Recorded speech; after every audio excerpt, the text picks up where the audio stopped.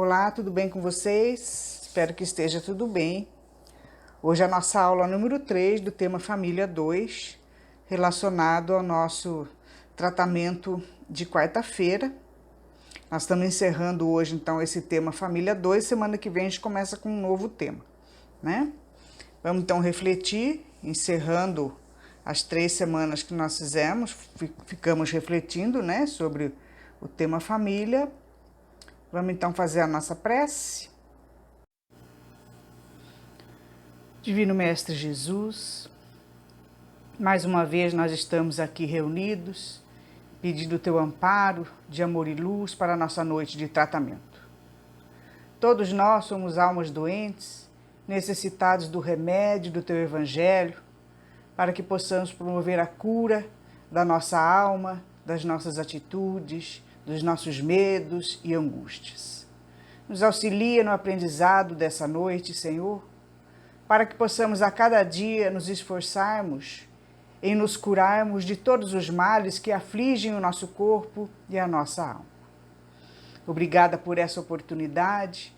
Abençoa todas as famílias desta cidade, deste país e desse planeta, e se conosco com teu imenso amor, hoje e sempre. Que assim seja. Bom, então nós vamos para o nosso primeiro slide, né? Fazendo sempre daquela forma, a gente coloca o slide e depois dá uma breve explicação. O primeiro slide diz assim: diálogo na família, necessidade do diálogo no lar, entendimento na equipe familiar.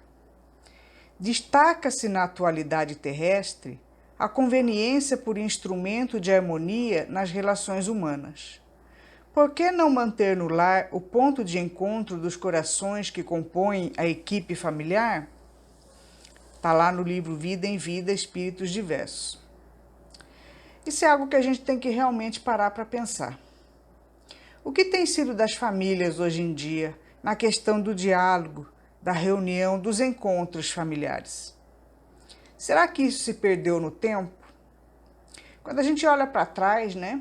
Na nossa infância, nós que já temos uma experiência maior de vida, né? Já temos mais de 40, 50 anos de vivência. Na nossa infância, nós não tínhamos toda essa tecnologia que tem hoje. As famílias eram mais unidas, não é? Nós almoçávamos juntos, jantávamos principalmente juntos, né? Sentávamos para conversar, contávamos o que tinha acontecido na escola, né? O pai contava o que tinha acontecido durante o dia, a mãe, havia um diálogo, sabe? Havia assim, uma conversa saudável, a gente se reunia para conversar sobre as dificuldades, para tirar dúvidas, né? E hoje em dia, o que está acontecendo? O que nós buscamos de complemento para a nossa vida dentro da família? Muitas vezes a nossa família, a nossa companhia está sendo muito mais o celular, o computador, a tecnologia, que é extremamente importante para ser usada, né? Que ela nunca mais vai desaparecer. Mas não era para ter dividido as famílias. E o que a gente percebe hoje é que a tecnologia nos dividiu. Nós ficamos de conversa com pessoas estranhas, nós ficamos assistindo conteúdo que nem sabemos se são verdadeiros ou não, nós ficamos muitas vezes envolvidos com fake news, e não paramos mais para conversar com os nossos pais, com os nossos irmãos, com os nossos familiares, né? Por que a gente não mantém o lar e não retornamos aos hábitos de fazer esse ponto de encontro dos corações? Por isso a necessidade que o Cristo sempre falou, e muito mais urgente nos dias de hoje, de se fazer o Evangelho no lar. Da família se reunir pelo menos uma vez por semana, sem tecnologia, sabe, sem celular fazendo barulho, sem televisão ligada, para que a gente possa conversar, olhar nos olhos um do outro, dos membros da família, porque às vezes nem isso, e perguntar como é que foi a sua semana, o que aconteceu de novo, quais as dificuldades, quais as tristezas, quais as alegrias. A família está necessitando de diálogo. Onde foi parar esse diálogo? Essa é a pergunta. No slide número 2 diz assim: diálogo dos pais com os filhos. Observa a importância da palavra compreensiva e oportuna, quando funciona em teu benefício na solução dos empeços da vida. Ausculta-lhes as tendências e aspirações, oferecendo-lhes na frase amiga a luz das tuas próprias experiências, de modo a auxiliá-los, tanto quanto possível, a sentir raciocinando e a discernir o rumo exato que se lhe descerre à frente nas sendas que lhes caiba trilhar. Então aqui é necessário que os pais dialoguem com os filhos, que a gente pergunte para eles como estão indo na escola, quais são os amiguinhos que fizeram, as experiências que tiveram, para que nós possamos passar um pouco da nossa experiência para eles. É necessário que se eduque essas almas que vieram de retorno numa nova oportunidade de reencarnação e que a gente já estudou isso várias vezes, que muitas vezes são nossos desafetos do passado e que nós precisamos colocá-los novamente na trilha do amor, na trilha da responsabilidade, da fraternidade. E se a gente não começa a reunir a família e a ter esses momentos de diálogo, de conversa fraterna, né, de Jesus no lar, eles vão crescer e nós nem vamos saber quem são nossos filhos. Nós só vamos perceber muitas vezes quando eles já estarem tomando atitudes, muitas vezes desregradas na sociedade. E nós deixamos muitas vezes de ver a conduta, às vezes a personalidade dessa criança, dessa nova alma que vem com as suas tendências desde a infância. Porque nós não tivemos tempo para sentar, para dialogar, para instruir, para passar para eles o nosso ponto de vista diante das situações que a cada dia acometem as experiências novas dessa alma, porque toda criança, cada dia para ela é uma novidade. Independente da idade, cada dia para nós, um novo dia, é sempre uma incógnita. E muitas vezes os pais falam, mas criança só gosta de brincar, criança não tem muito nada sério para conversar com ela. Você que pensa. A gente tem que colocar a nossa mente, o nosso diálogo, naquela fase da infância. Se preocupar desde pequenino com tudo que ele observa no mundo.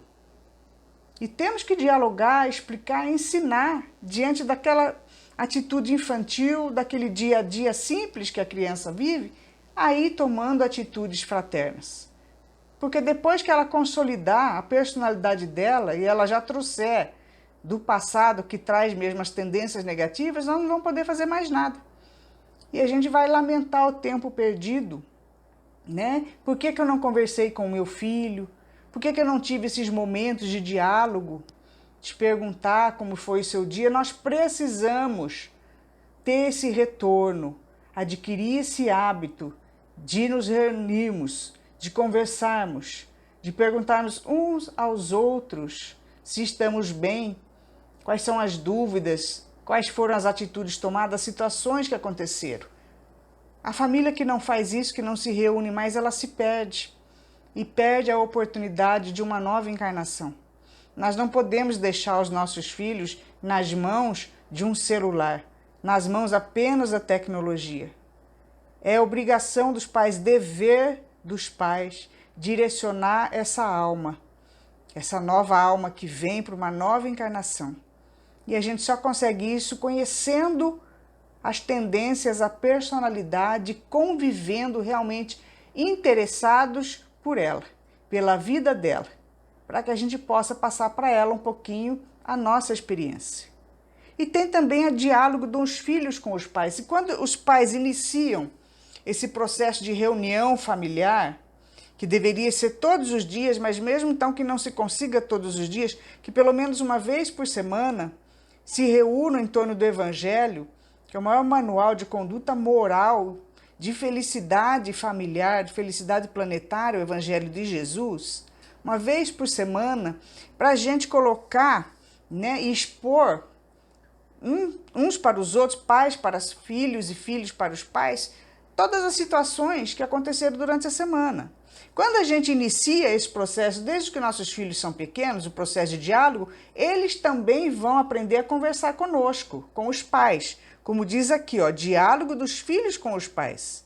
E ali diz assim, ó, anota-lhes os pontos de vista e dá-lhes no veículo do carinho e do respeito quanto sabes e pensas de melhor, relativamente aos problemas da vida, para que semelhantes valores se lhe incorporem ao patrimônio espiritual. Então é necessário ensinar aos nossos filhos que eles também se interessem pelo nosso diálogo, que eles tenham respeito pelos nossos pontos de vista. Na vida é tudo uma troca, o diálogo é uma troca de experiências, dos adultos para com os mais jovens, dos jovens para com os adultos, com os mais velhos. É necessário haver essa interação para que aquele que ainda não tem experiência aprenda e para aquele que já adquiriu experiência ensine e coloque os seus pontos de vista. E cada um, né, com os recursos dos conselhos, vai tomar a sua própria decisão na vida. Vai utilizar o seu livre-arbítrio, mas com conhecimento, com conselho, com diálogo, né, com aquilo que ele recebeu do grupo familiar. Então é muito importante a família aprender a se reunir pelo menos uma vez por semana para trocar ideias, para aprender com o Cristo, como ter as boas ações, como se tornarem mais fraternos, para a gente poder se posicionar perante o mundo de uma forma mais tranquila e mais harmoniosa. No slide número 3, disse assim, a importância da palavra. Palavra, um dom divino. A palavra é um dom divino quando acompanhada dos atos que a testemunhem. E é através de seus caracteres falados ou escritos que o homem recebe o patrimônio de experiências sagradas de quantos o antecederam no mecanismo evolutivo das civilizações. Então, a palavra é um dom divino. Nós temos o poder do verbo, que Deus nos concedeu para que nós nos comuniquemos. É extremamente sério aquilo que nós externamos, que vem do nosso coração. Ela é um dom divino capaz de influenciar as pessoas. Então, nós precisamos pensar como é que nós usamos esse poder do verbo que nós temos. E ele continua aqui, ó, a palavra é um veículo magnético. Com ela, propagamos as boas obras, acendemos a esperança, fortalecemos a fé, sustentamos a paz, alimentamos o vício ou nutrimos a delinquência.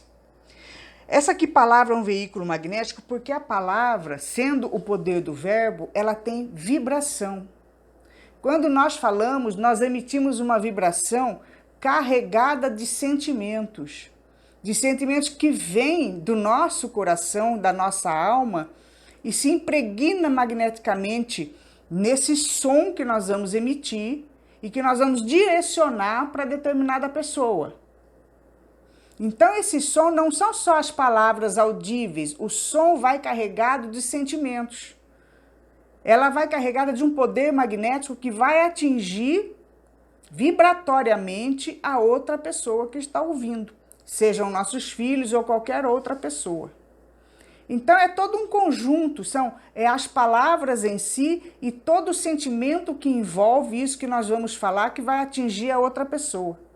Às vezes não é só a palavra amarga, né, que nos atinge quando alguém fala algo que nós não gostamos, é o sentimento que vem junto. Assim, a própria palavra de paz, de carinho, de amor, quando nós emitimos, ela vai carregada de sentimento também, e que envolve aquela pessoa, que acalma, que tranquiliza. Muitas vezes, uma palavra, uma frase cheia de carinho é quase como um abraço. Nós nos sentimos aconchegados, nos sentimos seguros, porque toda aquela vibração magnética nos envolve. Ela penetra a nossa aura, ela penetra o nosso corpo espiritual e ela faz toda uma mudança nos nossos sentimentos, também nos nossos pensamentos. Então, nós precisamos sempre parar para pensar antes de falarmos alguma coisa. O que é que eu vou falar? Isso que eu vou falar, como que ele vai ser recebido para a outra pessoa? O que é que eu estou emitindo de sentimento, de desejo com essa palavra, com essa frase, não é? Com esse uso do poder do verbo, né? O que é que eu quero que a outra pessoa sinta? O que eu quero atingir? Então é muito sério. Antes de nós falarmos, nós precisamos raciocinar. E nós temos um péssimo hábito, né? de falar antes de pensar. E depois nós nos arrependemos e ficamos tentando remendar aquilo que a gente falou, e muitas vezes não dá mais tempo, né? Nós já magoamos as pessoas. No slide número 4, diz assim, ó, necessidade de aprimorar a palavra. Em toda parte, a palavra é índice de nossa posição evolutiva, indispensável aprimorá-la, iluminá-la e enobrecê-la. É aquilo que a gente falou, né? A nossa posição evolutiva, a gente demonstra na nossa forma de conversar, a nossa forma de nos posicionarmos perante as situações, de conversarmos, de expormos o poder do verbo. Nós demonstramos para as pessoas o que reside em nosso coração, nos nossos sentimentos, da forma que a gente se manifesta. Se eu falo com tranquilidade, usando palavras tranquilas, palavras amenas, né, educadas, a outra pessoa, ela vai sentir, ela vai perceber, né, que nós queremos passar essa tranquilidade, que nós somos mais calmos. Mas e quando a gente só fala bobagem, que a gente fala palavrão, que a gente usa palavras chulas, não é? O que nós demonstramos? Em que nível que nós demonstramos que nós ficamos? Em que nível? Quais são os espíritos que nós atraímos? Então, é necessário que nós tenhamos os diálogos mais tranquilos, mas não são apenas nas palavras, porque a questão de aprimorar a palavra é aprimorar os nossos sentimentos também, os nossos pensamentos, a nossa forma de agir, né? Para que a gente possa dar o exemplo, porque não adianta palavras bonitas, né? A gente ser correto no português e ficar buscando palavras bonitas se as nossas atitudes são feias. Aí não resolve nada. Tem que ser um conjunto de coisas, tem que haver o equilíbrio. Então, não é só a gente falar bem, né? Participar de aula de português e falar muito bem, seja essa língua ou outras línguas. Nós temos que nos sentir bem também. Nós temos que ter bons sentimentos para que aquilo que a gente fale, a gente demonstre realmente. Porque, na verdade, o que a gente vai estar ensinando as pessoas não é pelo que a gente está falando, é porque nós estamos fazendo, né? A palavra ela é importante, mas o que arrasta as multidões é o exemplo. E continuando aqui, ó. Impregnam magneticamente os ambientes em que são pronunciadas, transmitem a quem são beneficamente dirigidas vigorosos estímulos curativos ou calmantes, ou agem devastadoramente como petardos fulminantes contra aqueles contra quem são agressivamente arremessados. Então, nós já falamos até em evangelhos anteriores a questão de famílias que brigam, né? Que falam palavrão, né? Que usam expressões e frases de baixo calão. Que tudo que nós soltamos pela boca, através do poder do verbo, impregna os ambientes. Lembra aquela questão da água? O primeiro que é impregnado pelas vibrações negativas doentias da palavra, negativa da palavra falada com raiva, dos palavrões, das brigas, é a água. Nós envenenamos a água e tudo o mais ao redor da nossa casa fica impregnado, nos móveis, no ambiente, na atmosfera, na psicosfera. Então, tudo que a gente fala, ele vai junto com uma vibração que vai envolver aquela pessoa de quem nós estamos falando. E não é só as pessoas presentes, não. Porque a partir do momento que a gente fala, a gente sente e a gente pensa. O pensamento, ele não tem limites. Se eu estiver conversando com alguém, falando mal de uma outra pessoa, aquilo que eu estou externando verbalmente, de repente, fisicamente, para uma outra pessoa, falando mal de alguém, vai atingir o meu pensamento, o meu sentimento, aquela pessoa que está distante. A vibração vai atingir o objeto para onde eu direcionei o meu pensamento, o meu sentimento. A pessoa pode estar num outro local, ela pode não ouvir a minha voz, mas ela vai sentir a minha vibração. Então, tudo nós precisamos pensar, né? De equilibrar os nossos sentimentos, as nossas emoções, procurar nos tornar pessoas melhores, para que aquilo que a gente converse também seja mais saudável, seja mais fraterno e que não agrida as pessoas. No slide número 5 diz assim: o que sai do coração e da mente pela boca é força viva e palpitante, envolvendo a criatura para o bem ou para o mal, conforme a natureza da emissão. É imprescindível vigiar a boca, porque o verbo cria, insinua, inclina, modifica, renova ou destrói por dilatação viva de nossa personalidade. Então, tudo que nós pensamos, que nós falamos, cria vida à nossa volta. É uma força viva, o dom da palavra, que vem junto com o pensamento e com o sentimento, é uma força viva que vai envolver a outra criatura para quem ela é direcionada. Imagina você discutindo com alguém. Você se sente bem? Uma pessoa discutindo com você, brigando com você, te ofendendo. Qual é o tipo de sentimento que a gente tem? Não é coisa boa. Imagina uma pessoa te aconselhando, te abraçando, sorrindo para você, tentando te acalmar, às vezes você está nervoso. Qual é a vibração que vem disso? Vem uma vibração de calmaria. Muitas vezes a gente está nervoso e outra pessoa mais calma chega para conversar conosco, né?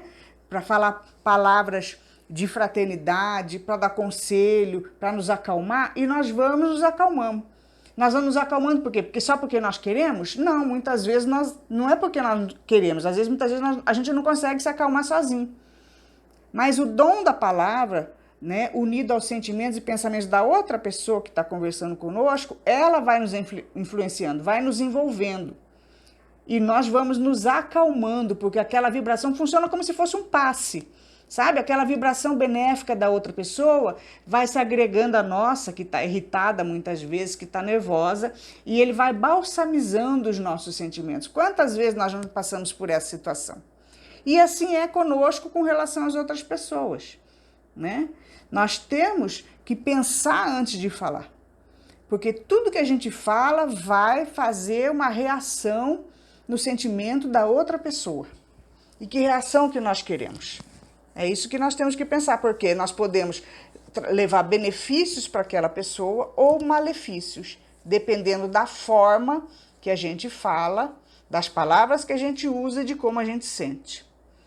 Em todos os dias e acontecimentos da vida, recordemos com o Divino Mestre de que a palavra procede do coração e por isso mesmo contamina o homem.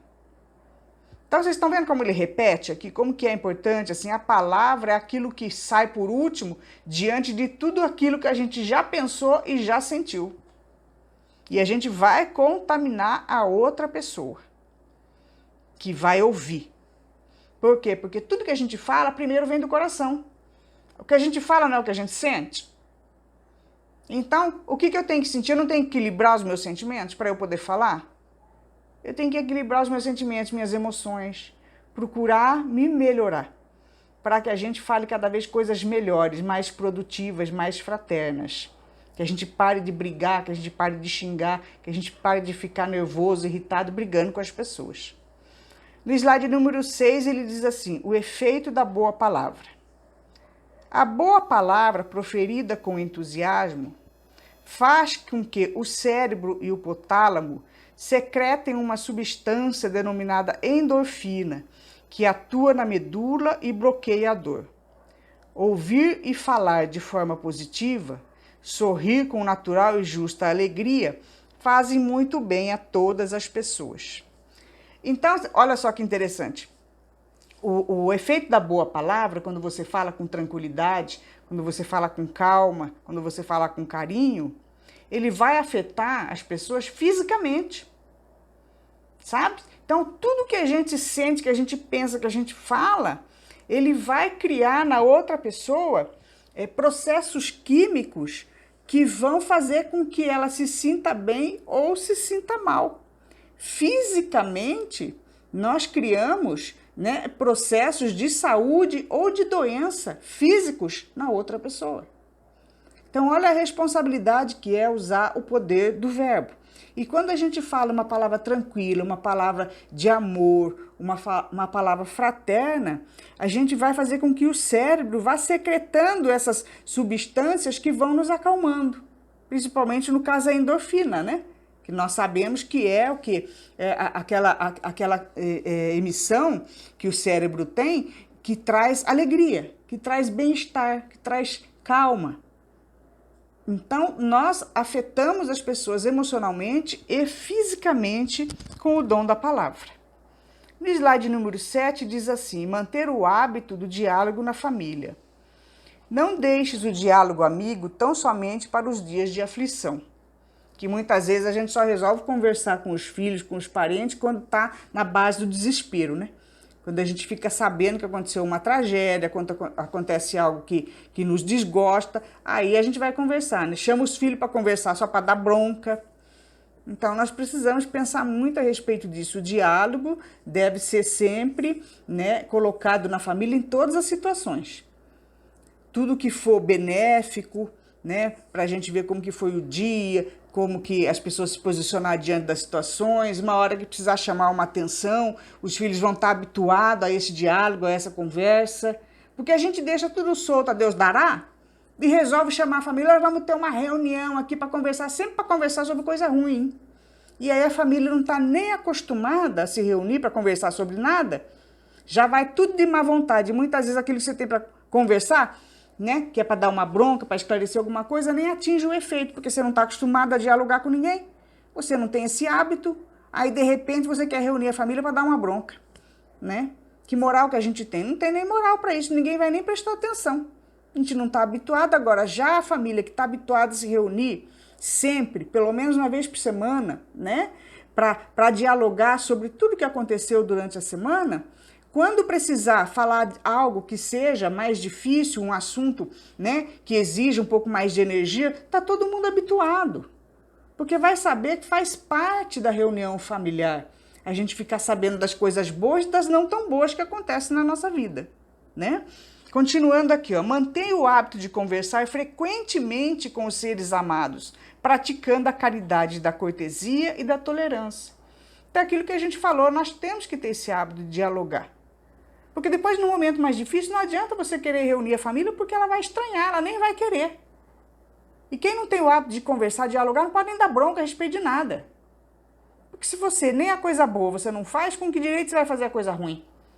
Vai chamar só para dar bronca. Então, nós temos que pensar muito nisso, de novamente, como a gente fazia no passado, quando a tecnologia não chamava tanto a nossa atenção, de reunirmos com a família antes que nós percamos os laços e percamos também essa oportunidade que nós tivemos de estar juntos e tenhamos que regressar, às vezes, situações mais dolorosas nas próximas encarnações. Continuando aqui, o gosto de conversar retamente e as palestras edificantes caracterizam as relações de legítimo amor fraternal. A palavra precede todos os movimentos nobres da vida, tece os ideais do amor, estimula a parte divina, desdobra a civilização, organiza famílias e povos. É através do diálogo que nós nos relacionamos, em todos os cantos do mundo, da vida e do universo. Tudo é na base do diálogo, na base da conversa, do argumento. Você já pensou se a gente não soubesse falar, não pudesse falar? Como que a gente ia se relacionar com as pessoas? Como que nós iríamos dizer para elas o que nós sentimos, o que nós pensamos? Né? Como que a gente ia construir a nossa vida, as situações, construir... Tudo é na base do diálogo, na base da conversa. Então, nós precisamos saber usar essa ferramenta, esse poder do verbo de forma muito especial, de forma muito responsável, né? Buscando sempre o que de melhor nós pudermos fazer, nós pudermos sentir, buscar harmonizar todas as situações, porque é através do diálogo que há a construção da nossa vida em todos os parâmetros, em todos os sentidos, da vida planetária, da vida universal. É o poder do verbo que cria as situações benéficas ou maléficas em nossa vida. Conduta cristã no lar, slide número 8. Auxilia aos familiares com a sua palavra de entendimento e esperança. Endereça palavras de afeto e simpatia. Repetir com paciência o que já foi dito. Uma frase de bondade e compreensão opera prodígios na construção do êxito. Então, mais uma vez, ele repetindo a conduta cristã no lar, a necessidade do diálogo, de falar, de esclarecer, de reunir as pessoas. Se precisar repetir aquela lição, paciência, vamos fazer de novo, vamos esclarecer de novo. Diálogo entre pais e filhos, filhos e pais, isso é imprescindível. Nós temos que aprender a conversar. Nós temos que aprender a expor os nossos sentimentos, os nossos pensamentos uns para os outros, principalmente no ambiente familiar. É assim que nós vamos conhecendo as dores, que nós vamos conhecendo as alegrias, que nós vamos conhecendo a personalidade e as tendências de todos aqueles que habitam debaixo do nosso teto. Muitas vezes hoje nós não sabemos quem é quem, parece que nós vivemos com estranhos. Nós não sabemos quem são nossos filhos, nós não sabemos quem é nossa esposa, nós não sabemos exatamente o que eles têm na sua intimidade, porque a gente só vê a superficialidade. A gente só vê todo mundo mexendo no celular e falando das coisas fúteis do dia a dia, daquilo que passa no jornal, daquilo que a gente não se aprofunda. E é muitas vezes quando um dos membros da nossa família toma uma atitude, a gente pensa, nossa, mas de onde que saiu isso? Eu morava com a pessoa e não conhecia mesmo. Você nunca parou, sabe, para conversar com ela, para tentar tirar de dentro os sentimentos, as frustrações, as alegrias, as dores, né? E que somente através do diálogo de uma reunião familiar a gente consegue.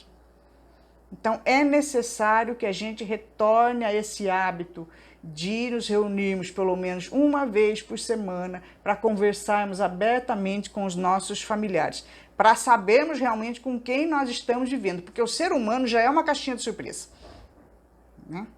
E imagine se a gente não conhece ele, então.